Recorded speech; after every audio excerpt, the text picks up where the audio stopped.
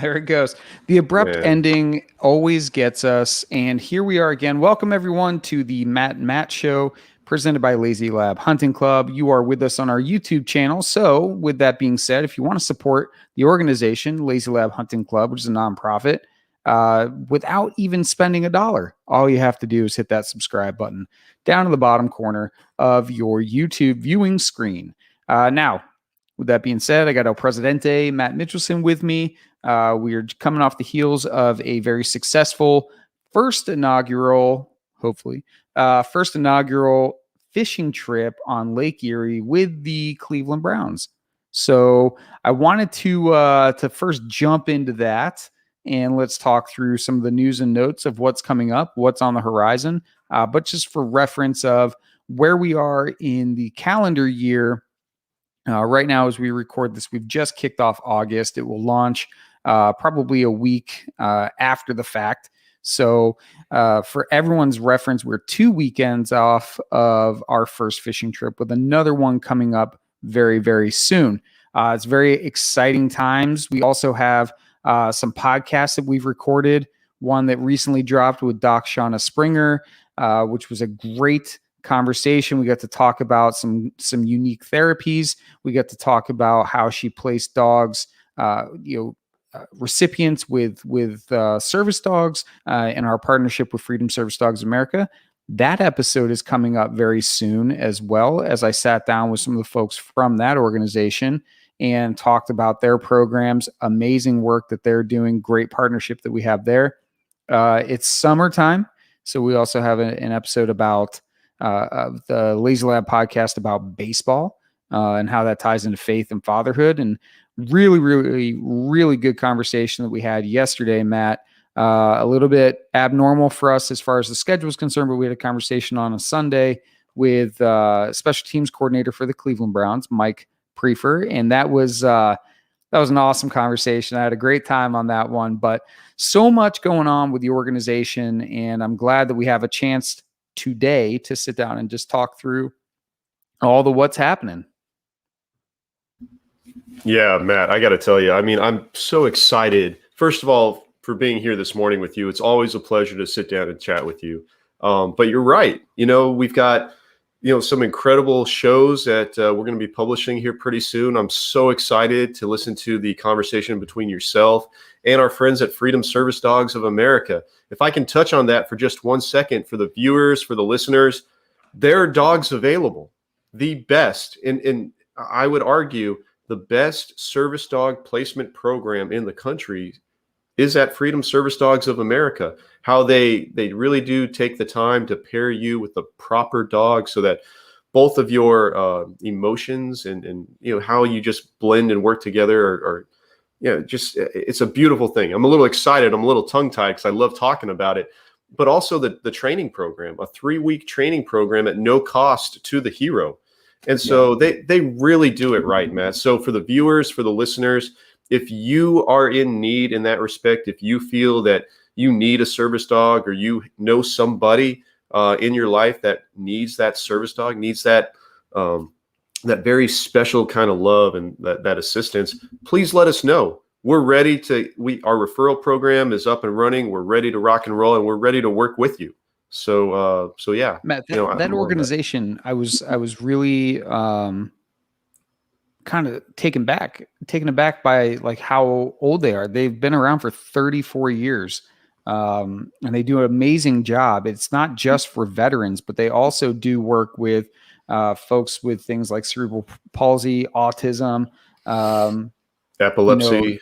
Epilepsy. It is an amazing organization, and they took me through and talked through the life cycle of one of their puppies. So they breed on site with their service dogs as well. And so there's this whole training cycle for the dog, which I thought was really, really cool. So they go from like, what is it? It's Operation Full Circle. So it's a 4-month program, trained service dog. So they go from on-site breeding. I got it written down here. And then from on-site breeding, they leave and they go into what's called the prison program. So they do rehabilitative work with prisoners and the dogs and giving them the skill of how to train the dog. They help socialize the animal. They help potty train the animal. Like all that stuff is happening, and the prisoners are working with these dogs as a therapy there. So they're very early on. They're already providing some sort of therapy for folks in need of that therapy. Then they have the nationwide puppy raiser program. So from the prison program, they graduate and they go into the nationwide puppy raiser program. So anybody in the country can be a puppy raiser. So you can take the dog from a certain age until it's ready to start going through the actual specific service dog training, depending on who the recipient of that dog is going to be. The training has to be tailored to their needs. So the puppy raiser is there basically to socialize the animal, to make sure the animal is in a stable environment, to make sure that the dog is getting love, it's getting certain training tasks completed, and they will train you for free. They will get the puppy to you for free. Like this is a great way to support a nonprofit, especially if you're a dog lover, without really expending too much capital of your own expense, right? So it's an amazing thing that they do. And then to what you had said before, they bring the veteran out. They have the classes. It's a really cool thing. One of the other questions I had, and I don't want to give away too much about the episode. You're gonna have to tune in and listen. But one of the other questions that I always have about these service dog organizations is what happens. Like dogs don't live as long as people, right? What happens to the dog when when it eventually has gotten too old to continue to serve, right? So you can think this dog is working nonstop, right? It's always on duty, except for when it's taking a puppy nap. So the dog gets to a point, and I was so fortunate to have friends on the show. So I had Chris, who is a recipient of a Freedom Service dog, and his dog Noodle was on the show. And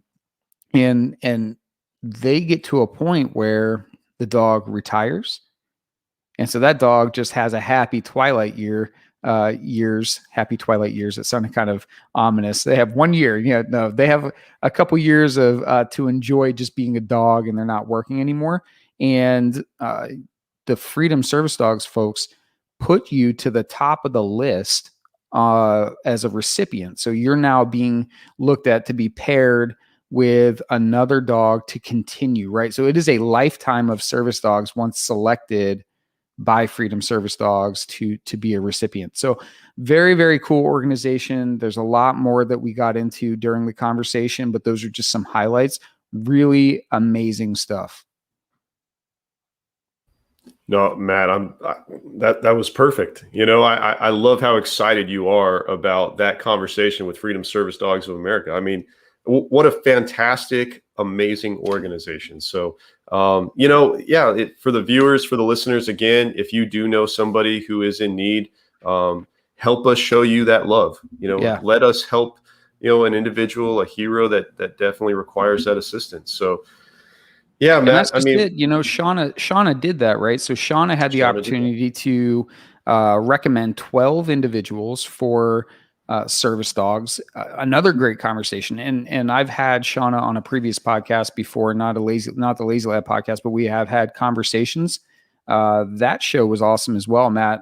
We talked about, she's got a new version of her book out. So it has some COVID specific therapy information, treatment information, how to cope information. It was really, really interesting to hear her take on that during the show. So go check that out. Go support her with that book, please. You can find it on Amazon. The name of the book is Warrior: How to Support Those Who Protect Us.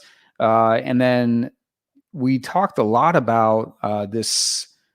I'm going to get it wrong, but I'm just going to call it SGB treatment, right? Which is like a needle, like it's like an injection that you get in the neck, and it blocks, a lot of the adverse effects of PTSD or traumatic brain injury when it comes to it's disarming, and the sleep aspects of it, some of the the anxiety and stress piece. So it's really fascinating to hear talk about it, and highly recommend giving a listen to that show, which is out right now on our YouTube site. Yeah, absolutely, buddy. I am not a medical professional by any means, but when Shauna described to me what this injection is all about and the amazing positive effects that it has for those who do suffer from PTSD, there's a really nice video out there on YouTube as well, which I believe you just alluded to. So go check that out to our viewers and listeners. Doc Shauna Springer and yeah, Matt, no, incredible stuff. I'm just so excited for you. You get the opportunity to talk and have wonderful conversations with all of these amazing guests. And, I love the fact that we can also help them in their work. We can help propel all of the goodness, all the love that they're showing humanity, truly is what it comes down to. So, so good on you, buddy. I'm proud of you, man. Honestly. It's fun. Oh, it's fun. Yeah. And it's a tandem thing. So for the audience, like, I don't do the booking for the show. So Matt's the one out there, shaking hands, kissing babies, booking people for the podcast. They come in. I have a schedule of folks that I'm meeting with, and having a conversation. I have the easy job, right? I just sit down in this type of forum and I talk to folks, and a lot of times you're probably sitting on the other side of the screen going, man, I wish that guy would shut up because the guest has a lot of good stuff to say. That's me, right? That's my contribution to this. Matt is the one that is out there thinking, man, for the audience, for the folks that support us, they would love to hear from this person. Let me get him on the show. And he's going and he's doing his rounds, and he's kicking doors down and making it happen, which is awesome stuff. And I'm excited because the year is mapped out. Actually, we're mapped out into 2022. So we have a lot of guests lined up. We have a lot of content that is booked, scheduled, needs to be recorded and just put out there for you to consume. We definitely need your help in getting the word out. Share this with your friends and subscribe. You subscribe, you support the nonprofit in a major way, more than you probably ever know. So we really appreciate those of you that have subscribed already, and we really appreciate you sharing with a friend. Matt, I will tell you too. Hold on, I'm just finished this train of thought. So in regards to the podcast show, the Lazy Lab podcast also exists on other forums to excite you to want to listen to it sooner, to not go and listen to it on iTunes or Spotify or whatever, to get you all pumped up and over to the YouTube channel. We're actually encouraging you, incentivizing the audience to go to YouTube first by delaying release of our content on the other forums, and for a considerable amount of time, probably 2 weeks or so, so that you have enough time to get over to YouTube and check it out. It's better anyways because you can see our beautiful faces.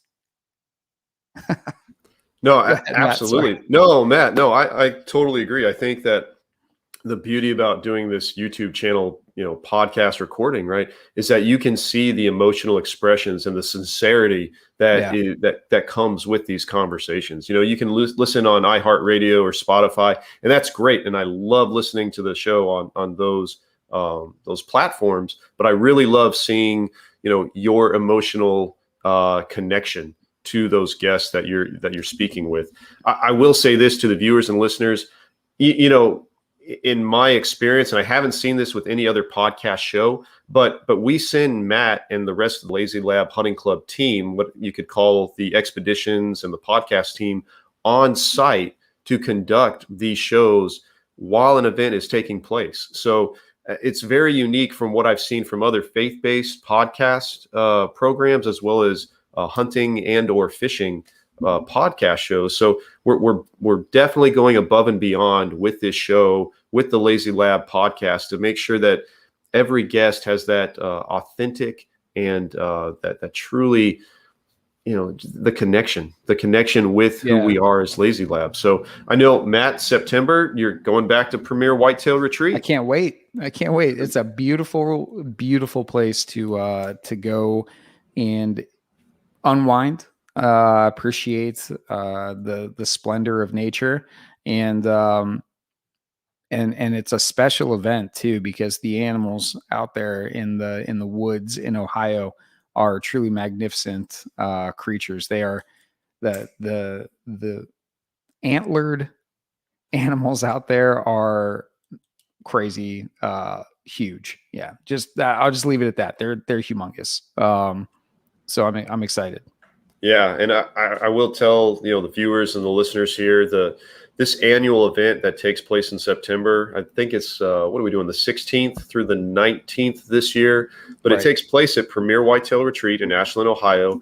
And the reason that we started this annual event back in 2014 is it is a dedication event to remember an incredible hero, Corporal Mick Bukowski. That his loss, unfortunately, as early as it was for him in his life, it absolutely changed my life. The way I think about faith, the way I think about fellowship and camaraderie, and how to serve our fellow human beings. And so I'm so excited for you to go out there. And now we also have Chaplain Tim Fari, who's going to be accompanying you, who is a riot on the podcast. I'm excited show. about that, man. We're gonna have a good time. It'll be fun. Oh, it'll be a good time. Yeah. So, and then the last thing, Matt, since we're talking about upcoming events, I just want to put one more plug in here and say thank you again to the Cleveland Browns, to Midtown Fishing Charters. We are going to do a very, very special fishing charter on September 11th this year. And for all of us who are watching the show today, listening on iHeartRadio or Spotify or whatever platform you use for your podcast enjoyment, this is the 20th anniversary of the attacks on 9/11. Yeah. I mean, think about that. 20 years ago, and how that event changed all of our lives. Absolutely changed all of our lives. Some of us joined the military because of it. Some of us were already in the service, and how that provided us with this motivation, to put it mildly. So it's going to be a very special event. And I'm not going to tell the viewers and listeners who we have coming out to be the liaison, because you are going to be pleasantly surprised and shocked.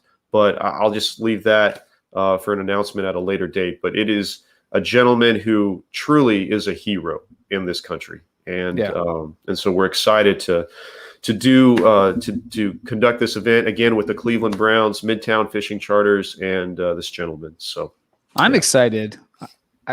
I think I know who it is, but I'm not going to guess because we said we're not going to show our cards. So there you have it, everyone. I mean, sports fans, there's a lot going on with Lazy Lab Hunting Club. It's a very good time to get in grassroots and be part of what we're building here. We appreciate every single one of you and your support, and look forward to continuing to lead you through this journey of helping veterans heal and mend through the great outdoors, through service dogs, through conversations on the show, through fellowship and faith, all the things that we bring to the table as an organization. We look forward to leading you down that path. Now, speaking of leadership, Matt, we have titled this episode of Matt and Matt Bookworms, right? And you and I have discussed before our affinity for written literature, right? For philosophy on leadership and communication and teamwork and organizational change and all that fun stuff, right? We've talked about these things before in other shows, but today we're going to dedicate it to our favorite books on leadership. And I forced us to narrow it down to 3. I'm going to break my own rule. I have an honorable mention that I'd like to throw out there.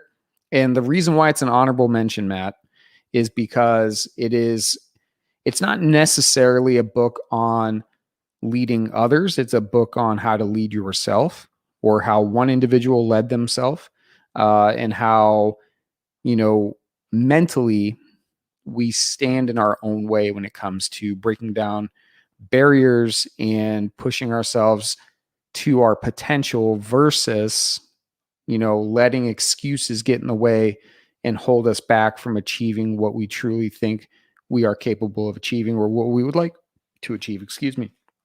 And that book is Can't Hurt Me, right? This is a very famous book as far as military books are concerned. Can't Hurt Me, written by David Goggins. I would highly recommend the audio version of this book.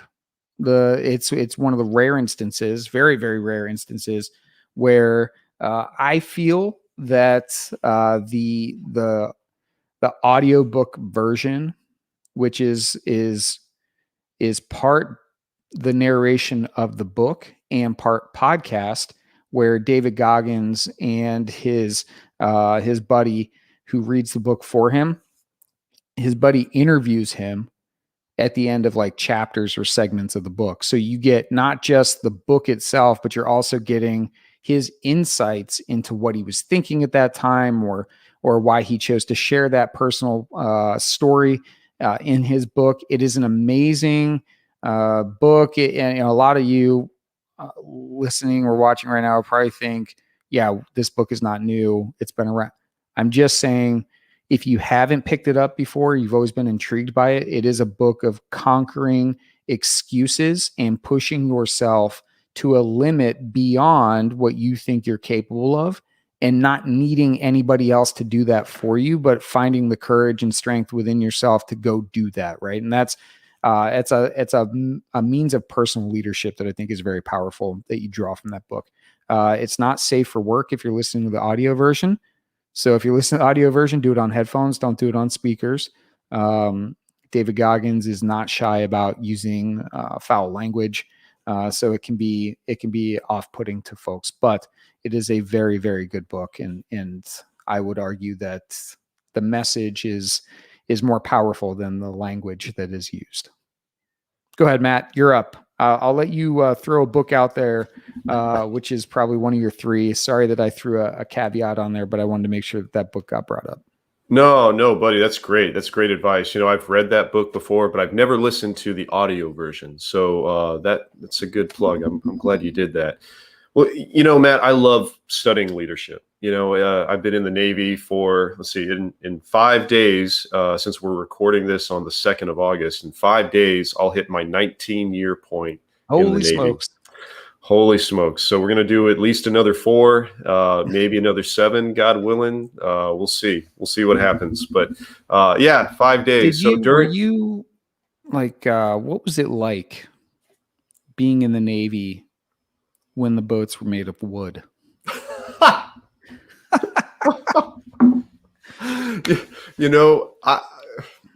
I am old.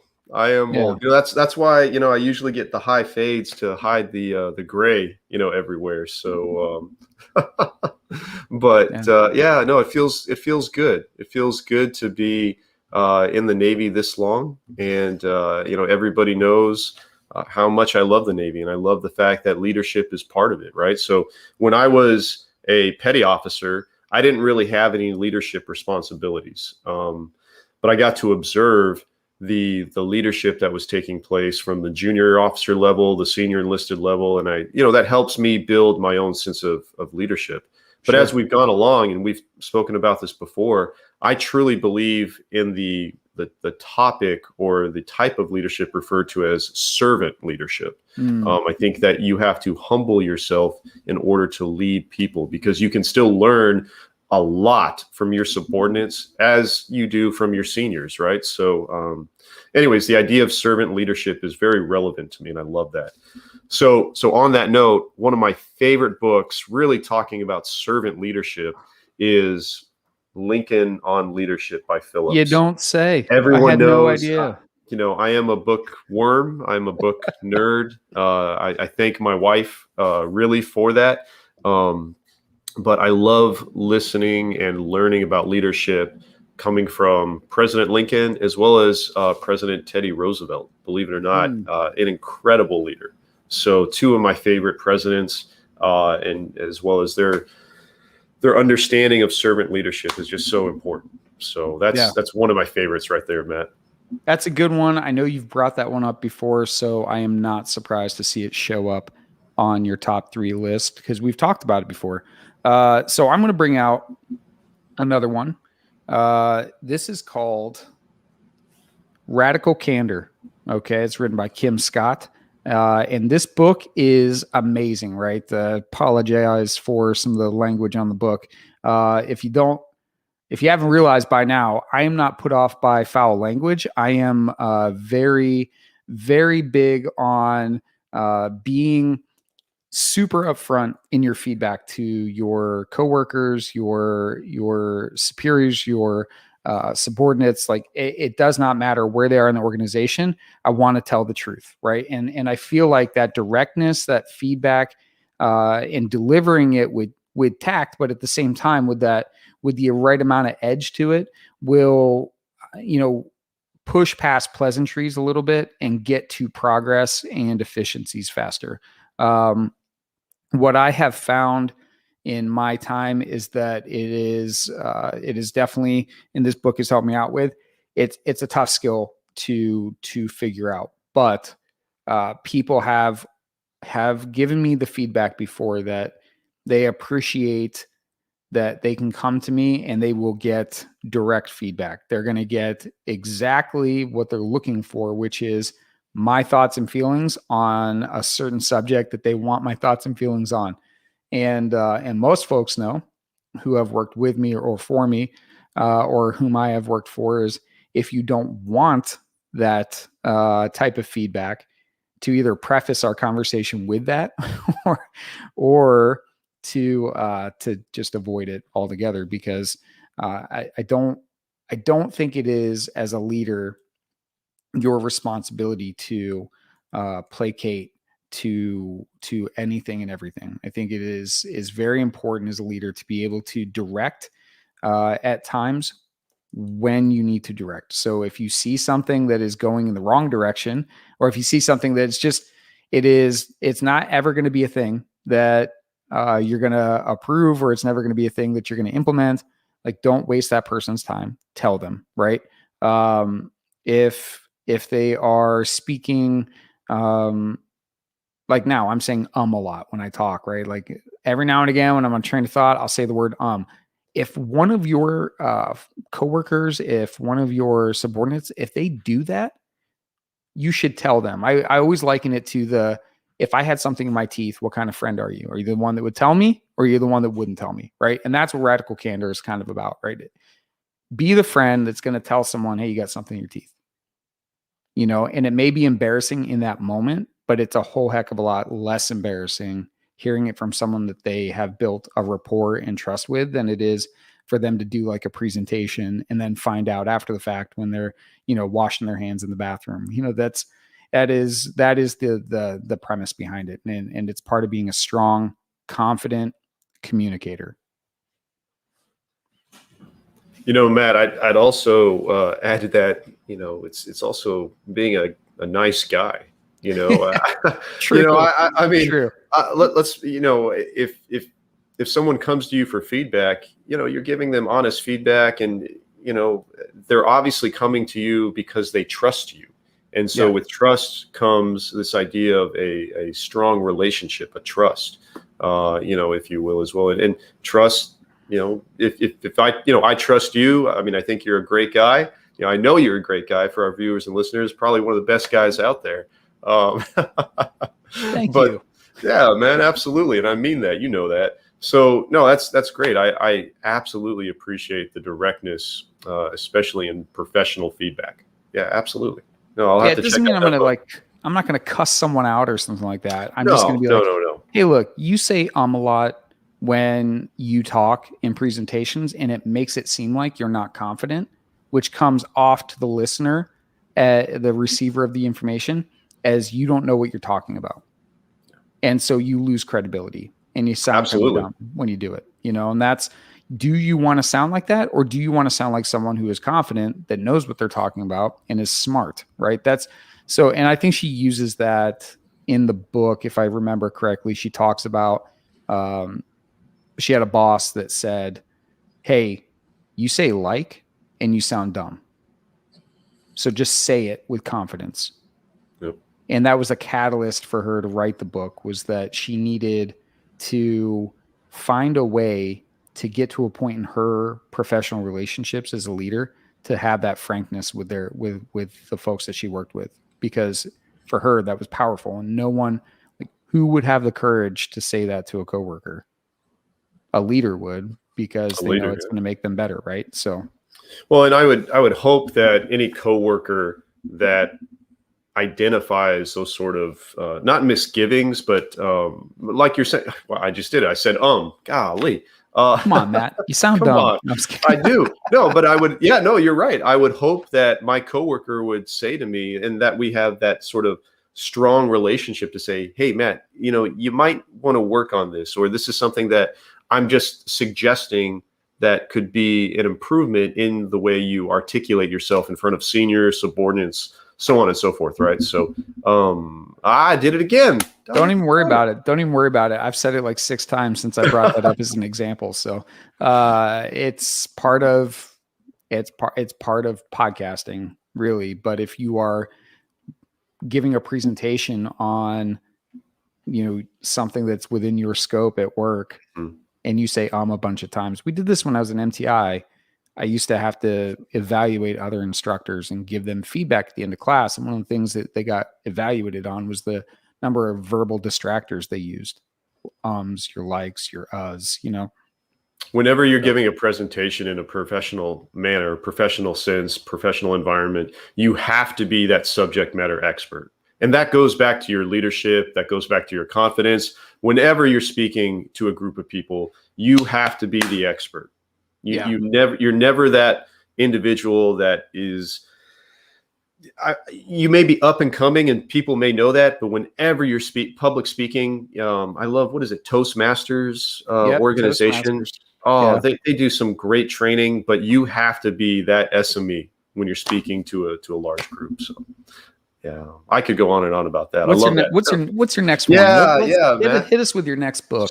So many of the viewers and listeners and a lot of my friends have heard me speak about a gentleman who I think is an incredible leader. His name is Oakland McCulloch. He is a former lieutenant colonel, retired lieutenant colonel out of the U.S. Army. And I've said it many times before, Matt, the Army, in my opinion, teaches leadership far better than any other branch of service. I love the leadership training, I guess on-site, on-hands leadership training that I've had in my time in the Navy. But I love the way the Army actually conducts their leadership schooling. Once you make captain in the Army, well, you go to an advanced leadership course. Yep. So that's really important to me. And I wish that all of the branches of service would kind of follow suit in that regard. But anyways, this book here, Your Leadership Legacy, by Lieutenant Colonel Oakland McCulloch, wonderful book. A lot of practical insight for not only the junior officer as he or she is growing and progressing in their career, but also how the veteran pivots, if you will, their leadership style from a military setting to the civilian cultural context. It's a great, great book, and one that I've really appreciated. No, it sounds like a good book.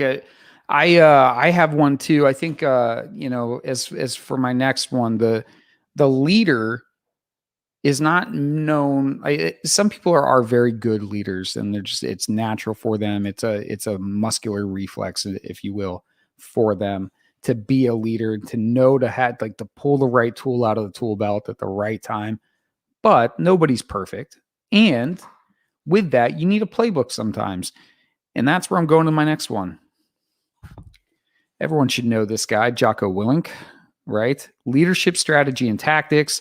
This is a playbook. Okay. There's not a lot of like groundbreaking philosophy in here, but there's a lot of playbook and strategy around how to implement leadership, which is really useful. As being a leader, you should have tools at your disposal that you can consult and go to and pull out information that you can then apply to the situation as needed, right? It's no different than going to Johnny over there and saying, hey, Johnny, you're the best when it comes to turning the wrench. Can you please turn the wrench for me to get the mission done? It's the same exact thing. You got to have a tool that's a playbook, a resource that you can go to over and over, time and again, that you can reference on How do I execute in this situation? Where's the intel that I can get to be a more effective leader? So this is your playbook. I love that, Matt. I love that. That's one of your favorites. And you're absolutely right. As a leader in any situation, whether it be military or civilian, sometimes there is a situation that is a little outside your comfort zone.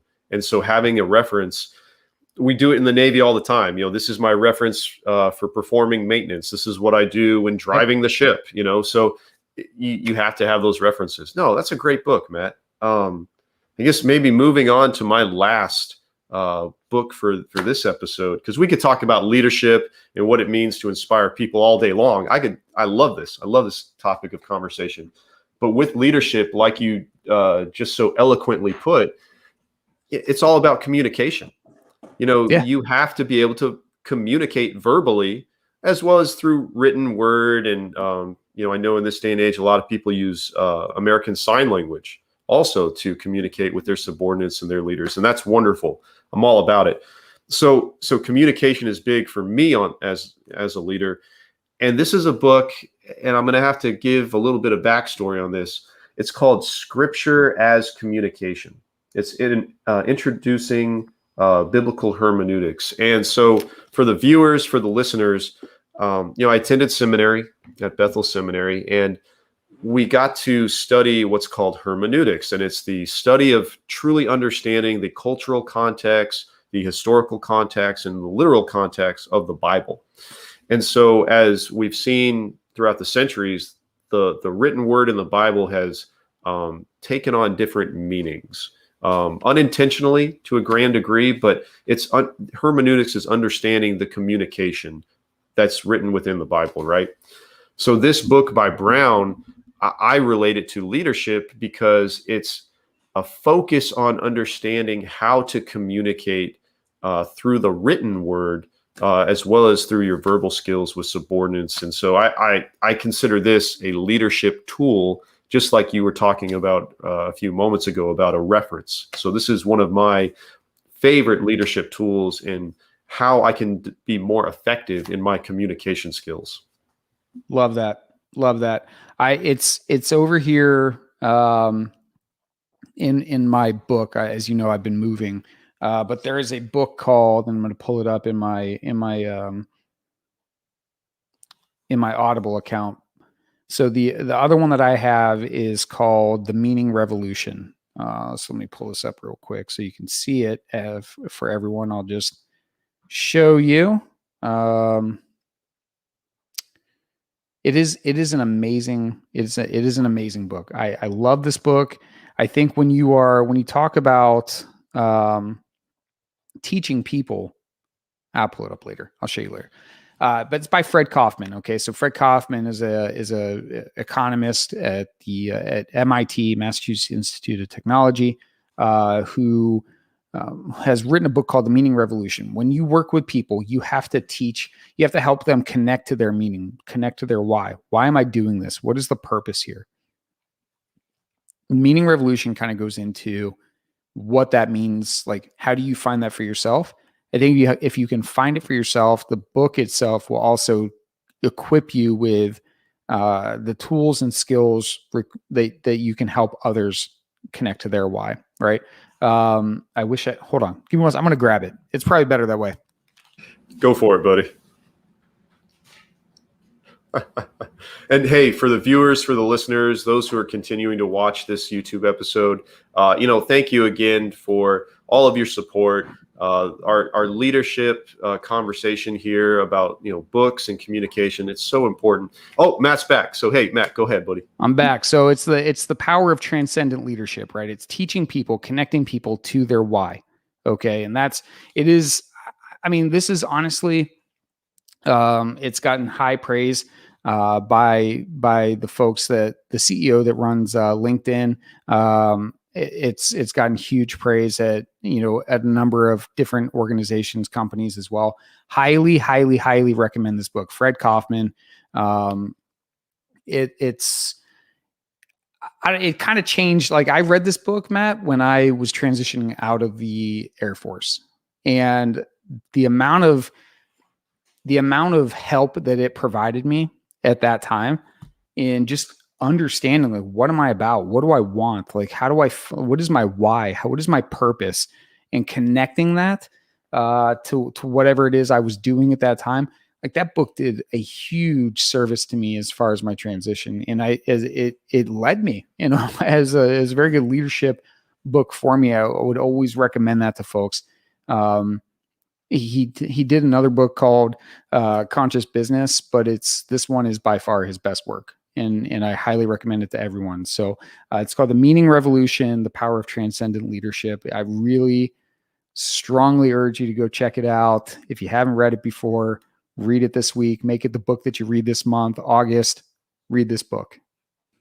Matt, I was going to ask you, I know we're perhaps a little, I guess, time late when we do publish this this podcast show. Maybe in the description, and for the viewers and listeners, I think they would really appreciate it. Maybe in the description, we can actually put a list of the books you've spoken about, to maybe some folks are also motivated to read these books that we find so dear. So 100%. That's awesome.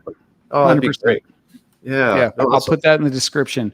Listen, it's been a great episode. I love talking books. I could talk books and leadership all day long.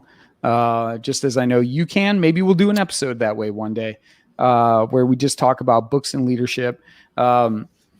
But we want to hear from you. Let us know what you think. What's your best down in the comments? Tell us what is your favorite? What's your top 3 books on leadership? Because we are bookworms, right? That's the name of the episode. We want to read some books as well. So very eager to hear what you like to read or consult when it comes to leadership. And we'll definitely be checking it out. Maybe we'll pick our favorite one and bring it back on a show of Matt and Matt. How's that sound? So with that being said, Matt, I want to say thank you so much for joining us again on episode 5 of the Matt and Matt Show. For everybody, please, please, please stay safe and God bless.